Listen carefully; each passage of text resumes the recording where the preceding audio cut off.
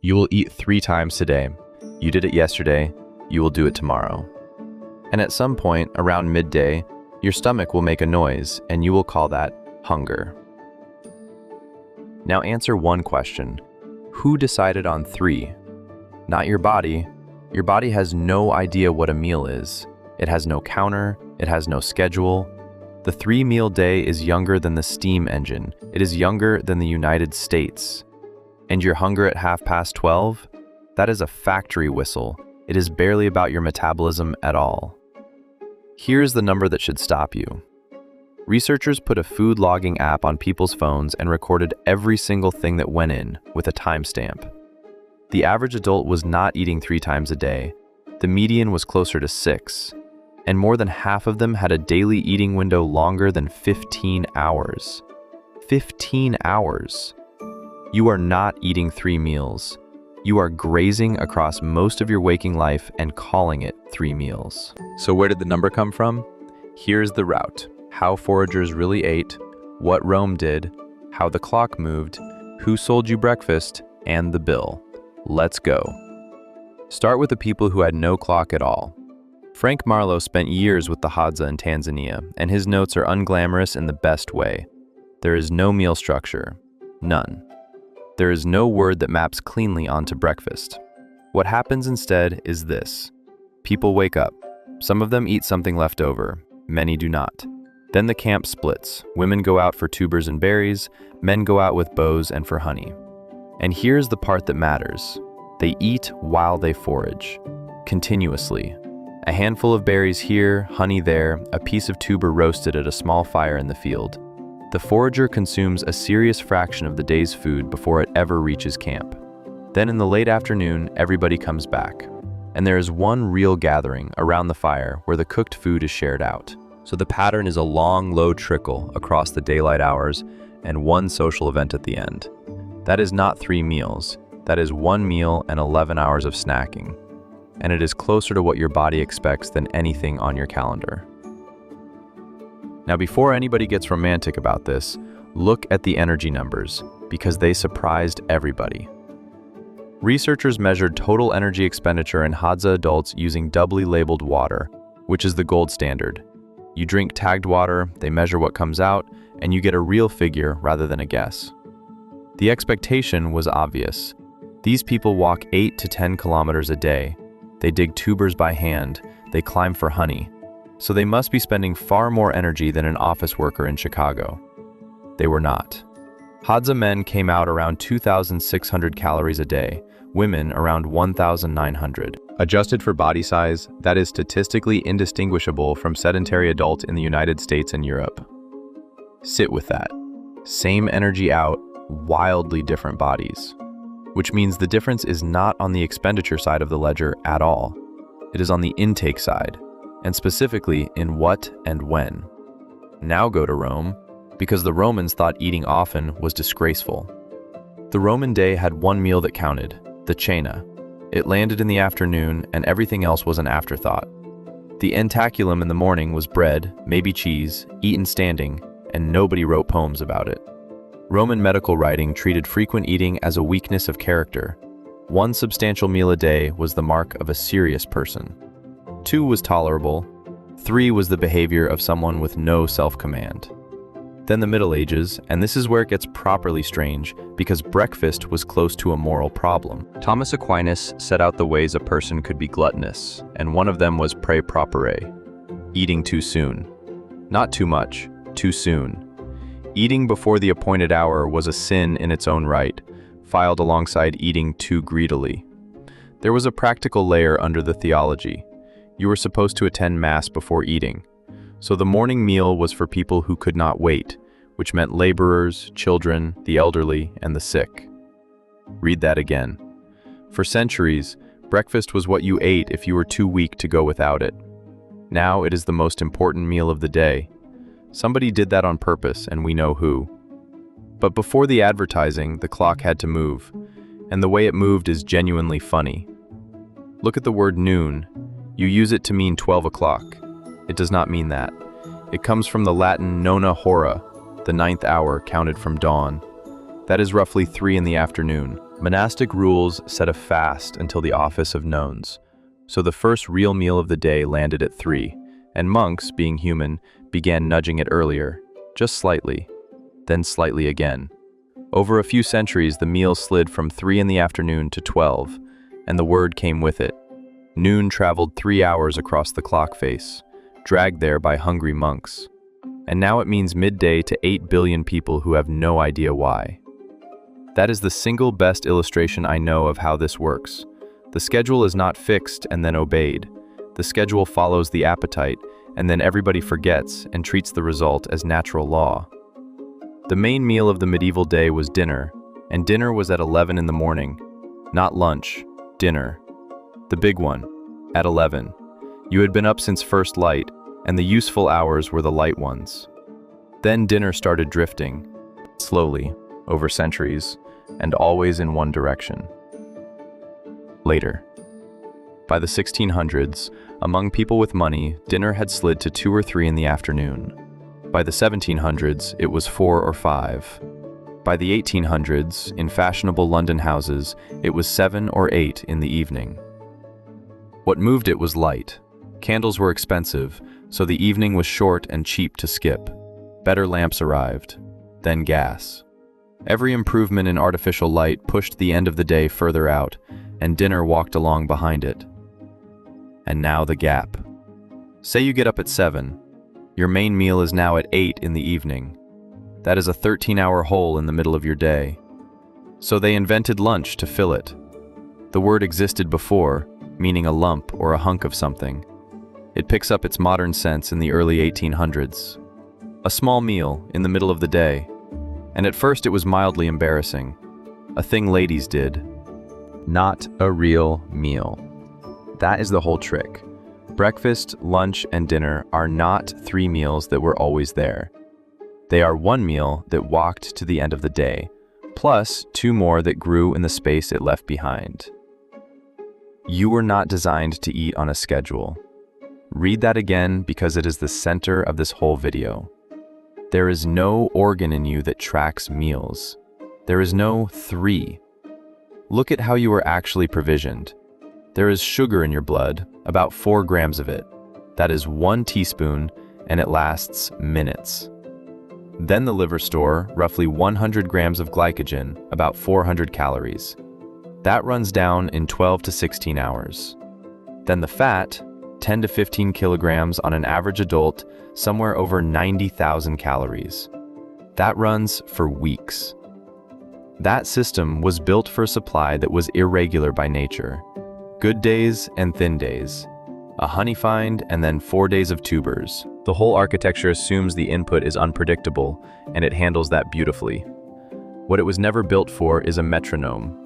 And look at what the gap actually does, hour by hour, because your body has a second setting almost none of us reach. Hour 0. You finish eating, insulin climbs, and while insulin is up, your fat store is locked. Nothing comes out of it.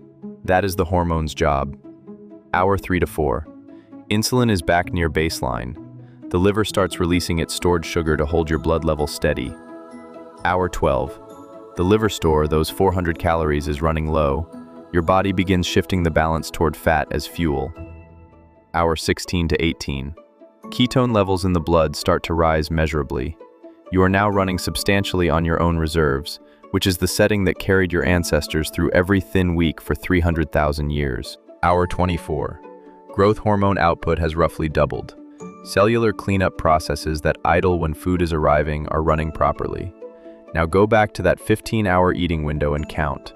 If your first coffee with milk is at 7 and your last biscuit is at 10 at night, your longest gap is 9 hours. 9. You are asleep for most of it. You never reach hour 12. Not once, in a decade. Not because you decided against it, because there was a snack. The setting exists. The schedule never lets you get to it. Now the factory, because this is where the schedule stopped being a habit and became a rule. Before industry, most people worked where they lived.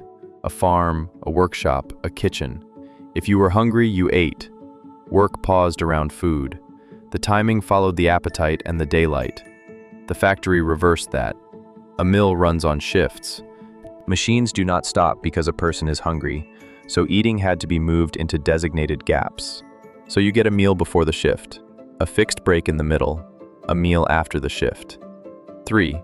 Because a working day has 2 ends and 1 middle, and for no other reason at all. Then the schools copied the factories, then the offices copied the schools, and within about 3 generations, an arrangement designed around machinery became what a day feels like from the inside. Your lunch break is not a biological event.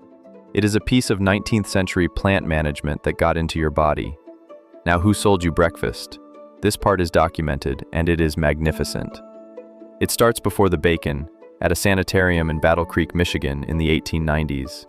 The place ran on a strict health regime, and its director wanted a bland grain food for patients. Flaked corn came out of that kitchen, and by 1906, it was a company.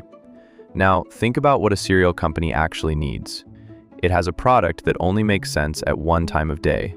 So it does not merely need customers, it needs the morning meal to be a fixed, universal, non-negotiable event in every household, every day. So an entire industry needed you to eat breakfast. It arrived roughly 2 decades before anyone began telling you breakfast was the most important meal of the day. Those 2 facts sit very close together, and they are not unrelated. Then, in the 1920s, a meatpacking company in America wanted to shift more bacon.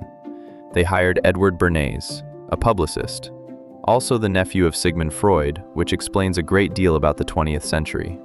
Bernays did not run an advert saying bacon is nice. He went to a doctor and asked whether a heavier breakfast might be better for people than a light one. The doctor thought it probably was. So Bernays had a survey sent to around 5,000 physicians asking the same question. Roughly 4,500 agreed, and Bernays took that result to the newspapers as a finding. Thousands of doctors recommend a hearty breakfast, and the papers, sitting underneath the headline, helpfully suggested bacon and eggs. He never had to sell bacon. He sold the idea of a substantial breakfast, and then quietly sold the food that fitted the idea. Now the honest correction, because I am not about to tell you to skip breakfast. For years, the observational data looked damning for skippers. People who miss breakfast are, on average, heavier. That result turns up again and again in surveys of tens of thousands of people. Then somebody ran it properly. A randomized trial in Bath assigned adults either to eat a substantial breakfast, around 700 calories before 11, or to consume nothing until midday. 6 weeks, measured, not self-reported. The weight difference between the groups was essentially 0. What did differ was interesting. The breakfast group moved more during the day without noticing, spending a few hundred extra calories, and the fasting group ate slightly less overall. The 2 effects largely canceled. So the survey result was backwards. Skipping breakfast does not make you heavy. People who are already struggling with their weight are more likely to skip breakfast. Same numbers, opposite arrow. Which means the answer here is not skip a meal. It is notice that the number 3 was never yours in the first place. And the phrase itself, breakfast is the most important meal of the day. It was already circulating in health food publishing by 1917. Then it moved into cereal advertising. It never left. A century later, you can still hear people repeat it as though it came down from a mountain. Some of you are thinking this is a story about culture, and that culture cannot really change your metabolism. Fair question. So here are 2 experiments, both controlled, both boring in the right way. First, the mice. Sachin Panda's group took 2 groups and gave them the same food, and critically, the same number of calories. One group could eat whenever it wanted. The other could only eat inside an 8-hour window. Same food, same amount. The unrestricted group put on weight and developed metabolic problems. The restricted group stayed lean. That result is hard to explain if timing is neutral. The calories were identical. The only variable was the clock. Second, and this one is in humans, Marta Garolet and colleagues followed around 420 people on a weight loss program in Spain over 20 weeks. Same program, same guidance. They split them by one thing only, whether they took their main meal before or after 3 in the afternoon. The late eaters lost significantly less, around a fifth less over the 20 weeks. And when the researchers checked the obvious explanations, they did not hold. Energy intake was similar between the groups, activity was similar, sleep duration was similar. So the same food, at a different hour, produced a different body. Your metabolism is reading the clock whether you asked it to or not. The reason is that you do not have one clock. You have thousands. There is a master clock in the brain. It takes its cue from light. Then there are separate clocks in your liver, your pancreas, your gut, and your fat. Those take their cue from food. Eat at a random hour and you tell the liver it is morning. Meanwhile, the brain is being told it is night. The system runs perfectly well. It just runs in two directions at once. And the hunger itself, the thing that feels like the most honest signal in your body, is largely trained. Ghrelin is the hormone that rises before you eat, and it does not rise because your stomach is empty. It rises in anticipation at the times you have taught it to expect food. Shift a person's meal times, and within a few days the ghrelin peaks move to the new schedule. So the growl at 12:30 is not information about your energy reserves. It is a habit with a hormone attached. You built it by eating at 12:30 roughly 9,000 times. So what ended it? The clock did, and you can watch it happen in a specific order. First, artificial light stretches the evening from the 1600s onward. The main meal walks to the end of the day. Then the factory, from the late 1700s, cuts the day into shifts and fixes the gaps. Then the school day copies the shift pattern.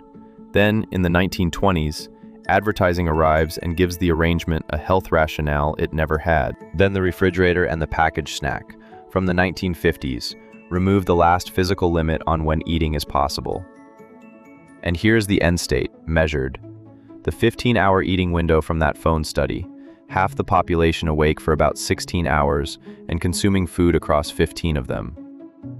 There is no point in that day when the system gets to switch over to its other setting. The liver store never runs down. The repair processes that run in the gap never get a proper gap. And the bill shows up in numbers you can look up. Rates of metabolic syndrome across adult populations in wealthy countries now sit somewhere around a third. Then look at night shift workers. Their eating hours are the most scrambled of anyone. They carry measurably higher rates of metabolic disease than day workers doing identical jobs. That last one is the cleanest evidence in the whole field. Same job, same food available, different hours, different bodies. And the shift work numbers are worth saying out loud because they are not small. Pooled across studies, night shift work carries about a 9% higher rate of type 2 diabetes per 5 years on the rota. Obesity rates run higher. So do disturbances of blood lipids. These are people eating the same national diet as everyone else. The food is not the variable. The hour is. And there is one more figure that reframes the whole thing. Adults in wealthy countries now take a fifth to a quarter of their daily calories after 8 in the evening. For a meaningful slice of the population, it is more than a third. Your grandparents did not have an evening like that. Not because they were disciplined, because the kitchen was shut, the shops were shut, and there was nothing in the house that did not require cooking. So what if hunger was never a signal about food at all? What if it is mostly a signal about time, and we have spent a century mistaking one for the other? And what if the 3-meal day is not a nutrition plan? What if it is a scheduling protocol invented for machines? We installed it in ourselves. Then we explained it afterwards with biology we made up. Look at what that reframes. Every argument about what to eat has run for decades, loudly, and the question of when was treated as too obvious to ask. And when turns out to move the outcome in the same people on the same food. We traded an appetite for a timetable, and most of us never even knew it was gone. So the next time your stomach makes that noise at 12:30, notice what it actually is. It is not a message from your ancestors. It is a 19th century factory whistle, playing through a hormone, in a body that spent 300,000 years eating berries on the walk home. Now I want to hear from you. What is your real eating window? Not the meals, the window. First thing in your mouth to last, including the coffee with milk, including the biscuit at 11 at night. Count the hours honestly and put the number in the comments. I will go first. Mine is 14, and I have no excuse because I made this video.